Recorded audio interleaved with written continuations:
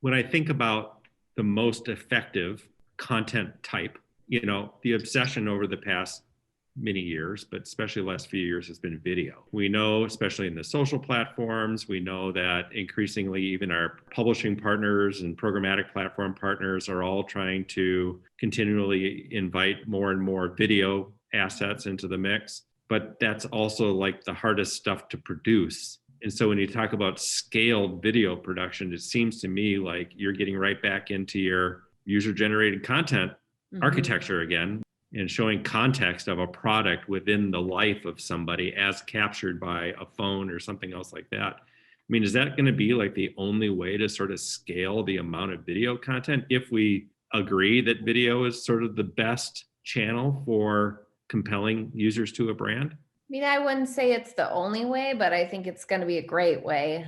One of the words that we just say over and over and over again is authenticity. When we think about our phone, and the amount of video we consume per week on Facebook and YouTube is stunning. And that is like on your phone footage, more and more and more. What we're already seeing and what we're wanting to see is that our brands are going to need to feel authentic and native to the platform that you're in. Putting something out on TikTok or putting something out on Instagram, you want it to feel like it's part of that larger experience. What did they scroll? What did they see before? And what are they going to see after?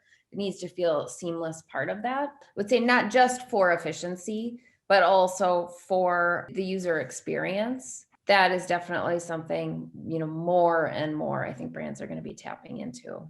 How do you think we're going to have to like literally get into these communities and really understand sort of the zeitgeist of that brand? And how does an agency play in that? I'm curious. What's old is new again, right? Like it comes back to the social listening tools from years ago, like not just surface level digging into that, but yeah, I don't know. That's a great question. Like, does that become a role for somebody to dig into that and mine that? And I think there's not a lot of brands that do that very well, but I think it could potentially be a role, whether it's agency side or brand side. Recognizing from the creative team, your most powerful inspiration and insights, likely will come from that social listening, figuring out where and when does that come into the creative ideation process, because that's when you're truly starting to understand not just what the data is telling you, but hearing from humans what they're telling you and how they feel about this brand.